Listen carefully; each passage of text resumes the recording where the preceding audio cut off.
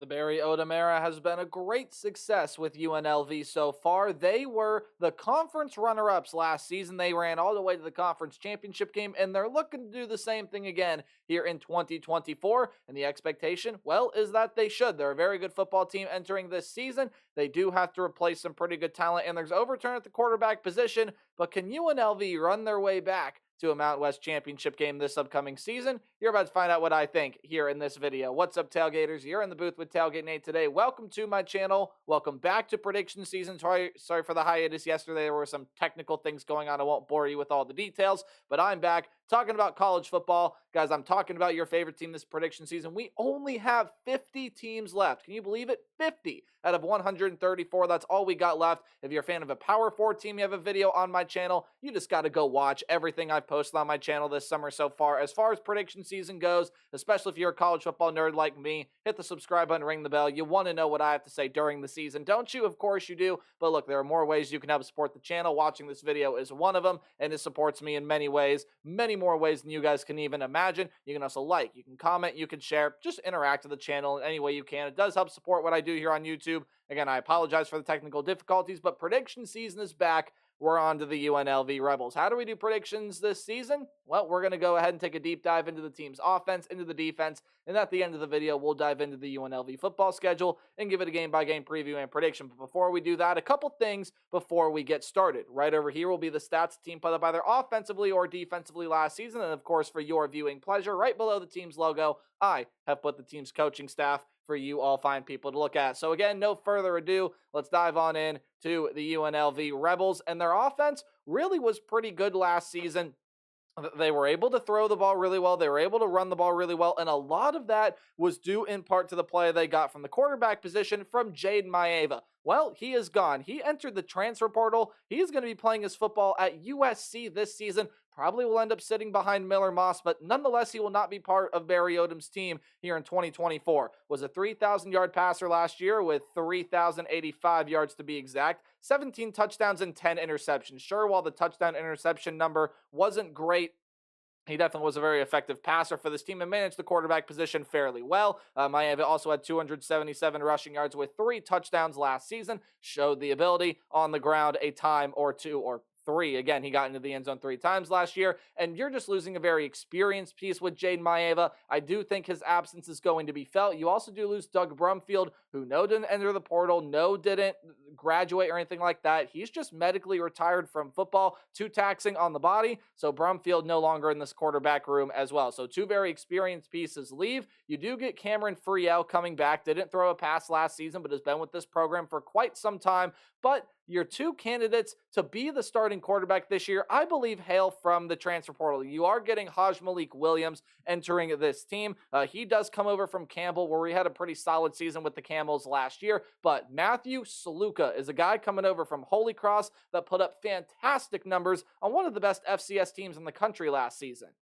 Now, look, I say he put up really good stats. These numbers are not going to flash out at you. He wasn't like a 3,000 or 4,000 yard passer or anything crazy like that. He just managed that quarterback position really, really well. 1,723 yards, had a really good touchdown to interception ratio, 20 touchdowns, 5 interceptions last season. You take a look at what he did on the ground last year, though, and that is where his play becomes very impressive. From the quarterback position, 1,243 yards and 9 touchdowns last season. You want to go back to 2022, which by far was his best season at Holy Cross, where he had almost 2,500 passing yards, 26 touchdowns, only 4 picks, and another 1,200-yard season on the ground with 11 rushing touchdowns. He had 14 rushing touchdowns in 2021. Jade Maeva showed the dual threat ability a time or two, but with Matthew Saluka, yeah, you are really getting that dual threat ability at its highest peak, and Sluka, I think, is going to be a very good quarterback for this UNLV team. Yeah, that passing number, probably you want to see some more passing yards out of him than what he's shown, but I think he's going to make for a really good starting quarterback here. Rambled on quite a bit about the quarterback position, so let's talk about what the skill position room possesses in 2024. You have to know what it lost in 2023, and out of the running back room specifically, well, Donovan Lester is going to be gone to the NFL, 455 yards, 9 rushing touchdowns for him last season. Team's 3rd leading rusher. The top rusher on this team was Vincent Davis, Thomas, a former Pitt transfer, 760 yards and 7 touchdowns. He is gone, and Courtney Reese leaves through the transfer portal. So you lose a guy in pretty much every way you can lose someone off of a college football team in your running back room. However, Jaden Thomas does come back. He had 503 yards, led the team with 12 rushing touchdowns last season. Again, this is a UNLV team that loved to run the football. It'll do the same thing again. That's why I think Matthew Sluka works so well with this offense. And then a couple guys coming in through the transfer portal. You're getting Kylan James coming over from Central Arkansas. Michael Allen is coming over from NC State. You could see him split carries with Thomas there. Thomas, I imagine, will be that feature back just because he's been in the program, but Allen and James are going to be some very good running backs in this room as well. Wide receiver room, you do lose Dominic Jacinto, and hopefully I'm saying that last name right. He is gone due to graduation. No more eligibility for him, at least that I could find. That's the reason I found for him. 124 yards and the touchdown on 7 catches last season. And Seneca McKee is going to be gone through the transfer portal. 3,000, that would be crazy. 342 yards and the touchdown for him last season. But speaking of 1,000, you do get a 1,000-yard receiver back, and one of the most, if not the most talented wide receiver now that Eric McAllister is gone from Boise State in the Mountain West. It's Ricky White III, 1,483 yards, 8 touchdowns on 88 catches last season. Hey, his running mate and Jacob DeJesus also comes back. No, did not have as many yards, but 606 yards, 2 touchdowns. Those are your top 2 guys from last year. Timothy Connerly, Corey Thompson also come back. You get Casey Kane, who's a guy coming over from Texas in the transfer portal, as well as a couple other guys that'll be joining him from the portal in this room. But I did also want to highlight a freshman here in Damian McDaniel. I believe there are a couple other freshmen that you could mention here as well. But McDaniel comes into this program as a pretty high 3-star. He was an athlete. They decided they needed him at the wide receiver position, and who knows, he could get some pretty solid playing time here in 2024. Tight end room, you do lose Shelton Zion, was more of a depth piece in the tight end room last year, but you do get Kaleo Balunge coming back, and Christian Earls is going to be back to this team as well. We'll go through some stats here real quick. Balunge last year, 314 yards and 2 touchdowns on 18 catches out of the tight end position last year. And you add another piece to the transfer portal here as well. It's a Kansas State transfer, so a couple former Big 12 transfers. I know Texas and the SEC now, but they remember the Big 12 last year. Coming in to this team, Christian Moore Hales again from Kansas State. On the offensive line, you do lose Amani Trigg right due to graduation, and Alani Makaheli is gone through the transfer portal. Nonetheless, a lot of returners in this offensive line room. Jalen St. John, Austin Boyd, Jack Hayes, Tiger Shanks, Anton Umbuel, and I probably mispronounced that last name, I apologize, Matthias Sua, and Graham Keating III. They all come back to this offensive line room, which, yeah, you probably want to say gets maybe a tad better just because of all the pieces they do lose on the offensive line. And not saying they have to get better in terms of their production. I mean, they allowed the rush game to be as good as it was last year. They only allowed 12 sacks last season. I just think,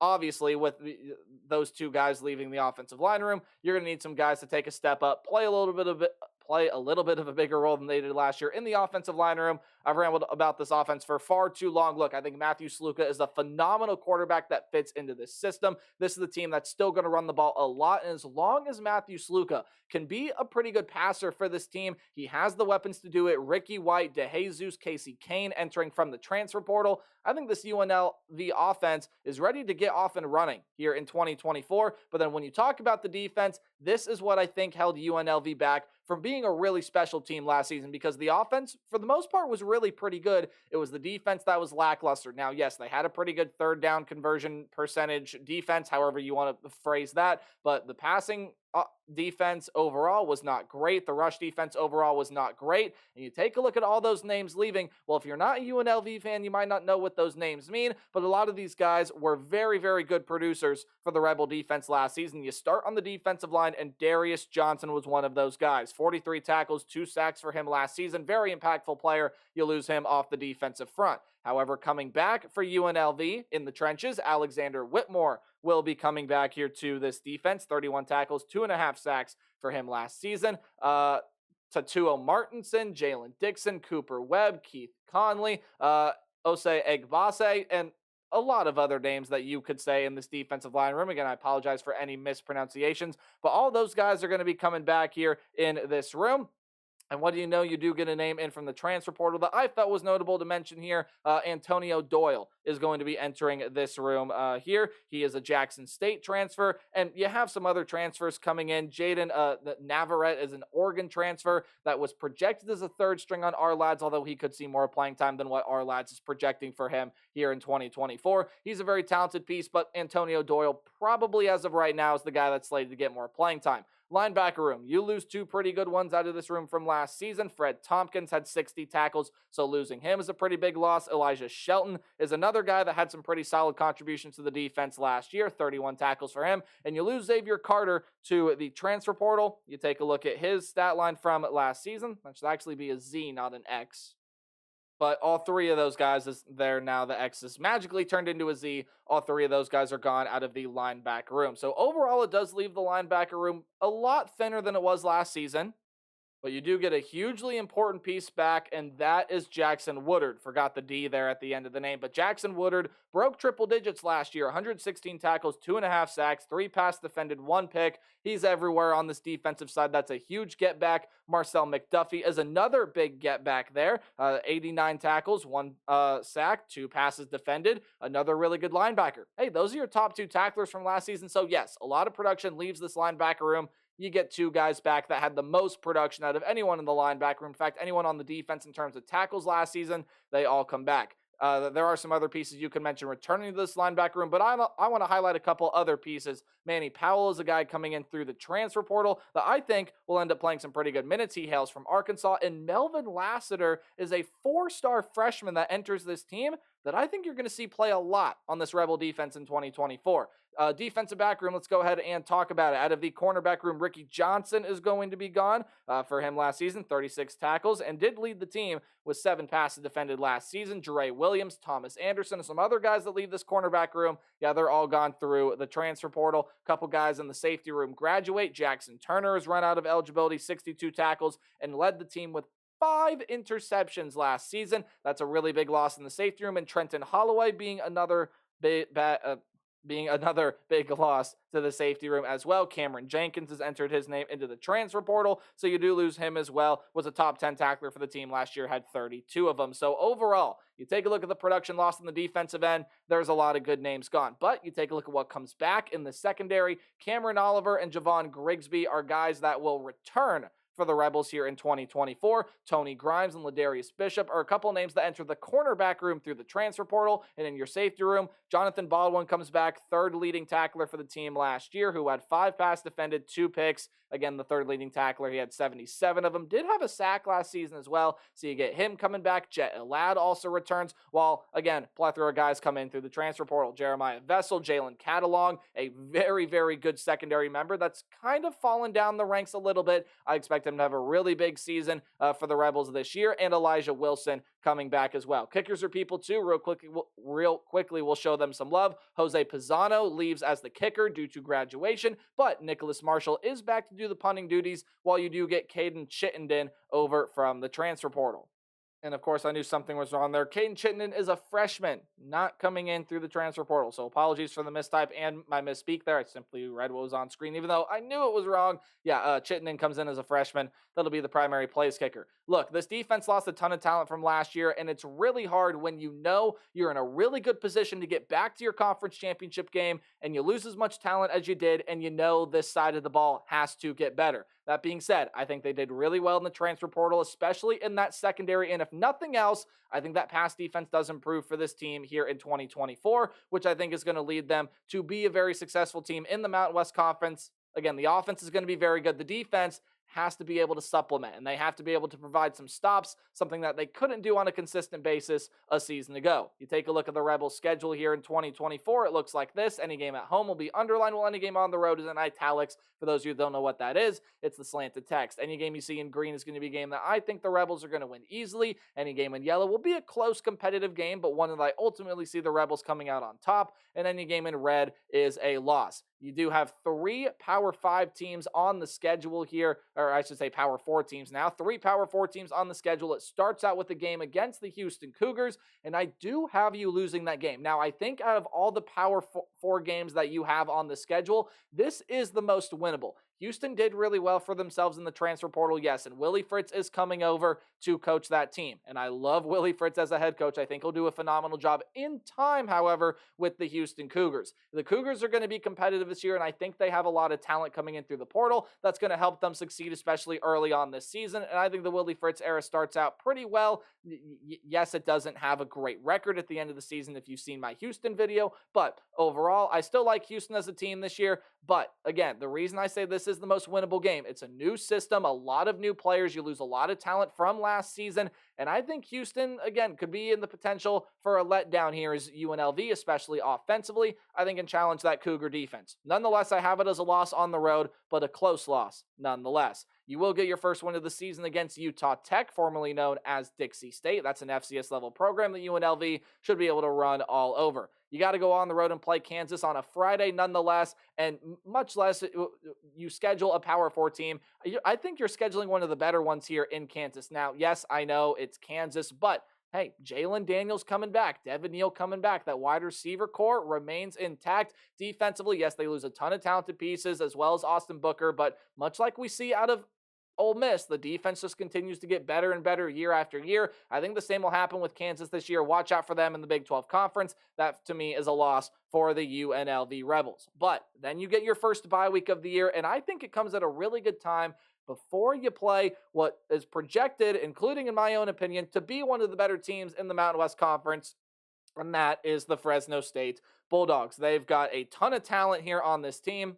Again, Jeff Tedford just has a really talented group. Mikey Keene is back to be that quarterback this year. Malik Sherrod coming back to be the running back. Got a lot of good wide receivers, a lot of good defensive pieces, including some pretty talented transfers sprinkled in throughout that roster. And Fresno State's going to be really good.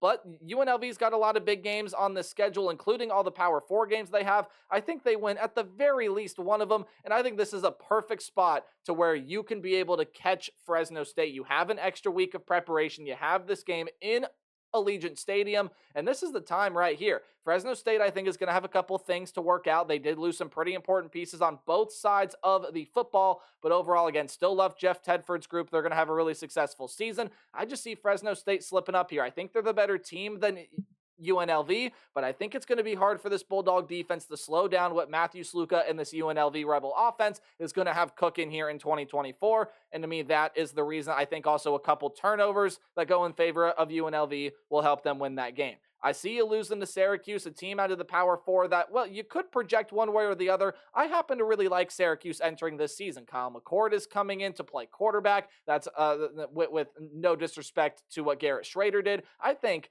a improvement in quarterback play, a lot of good skill position players, some really good defensive backs coming back for Syracuse. And to me, I think they're going to be able to slow this UNLV offense down. They have Fran Brown now as head coach. To me, that is a win for the UNLV, or no, sorry, that's a win for the Syracuse Orange. I got to fix one thing. Of course, you can't play 2 games in week 5. That's a game in week 6. Friday game. It is at home, but I do think Syracuse is the better team, and they will prove it. They will win that game. On the road against Utah State, a team that I have being fairly decent in the Mountain West Conference this year. I think they can be one of the conference's better sides, but I just think, again, defensively, I don't think they have the pieces to slow down UNLV's offensive attack, and that's a win for the Rebels. So you start out 3-3. The schedule still has its bruises here, especially as you go through the first half of the back half of your schedule here. You got to go on the road to play Oregon State. And look, I know that team got decimated. New head coach, new quarterback, new star running back. The wide receiver room looks completely different. You lost DJU, Damian Martinez, Silas Bolden, Jonathan Smith. Again, all those guys that whose positions I just mentioned a little bit ago. Jonathan Smith, of course, being that head coach, as well as Easton Mascarenas Arnold. A lot of good defensive pieces, but they did fairly well from themselves in the portal, and I still have them being a pretty competitive team this year. Overall, to me, I see that being a loss to the UNLV Rebels, and I also think you're going to lose to what I happen to have as the best group of 5 team this season. That's the Boise State Broncos. Ashton Jeanty comes back here, and look, Genty's just a very, very good back. You also are getting Malachi Nelson coming in here to play quarterback for this team. And Boise State's just loaded. They're loaded offensively. They're loaded defensively.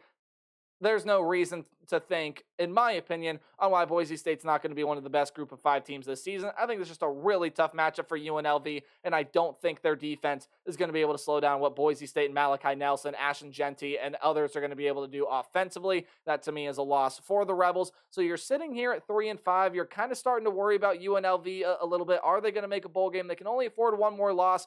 Well, I think fortunes improve from here. You got an easy one against Hawaii on the road. And look, Hawaii is going to be competitive this season. I still need the Rainbow Warriors to show me a couple of things here to really start to elevate themselves in the Mountain West Conference. Pretty solid season last year, but overall still not fully in love with this Hawaii team. That's a win for UNLV. San Diego State is going to be a competitive team this year. Sean Lewis is coming in as head coach. You're going to see a complete philosophy change there, and a lot of talented transfers come in, but this one is at home. Give me the Rebels in Allegiant Stadium. Sorry, I got to run through these games here really quickly. This video is getting pretty long. San Jose State loses everybody from last season.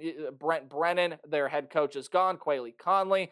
You lose a ton of other weapons offensively and defensively. And while overall I still think they're still going to be a fairly solid team, no match for UNLV. And then Nevada is a team that is still trying to rebuild, and I see UNLV being able to beat their in-state counterparts. So overall, I got 7-5. Rocky start to the season, but they finish off well. And overall, I think this team is going to be talented. I think Matthew Sluka fits into the system well. I think defensively, they'll get better in some ways. And UNLV has a pretty successful season. But I want to know what you guys think in the comment section below. Remember to play hard, but tailgate harder. We'll talk about the Hilltoppers of Western Kentucky in my next video.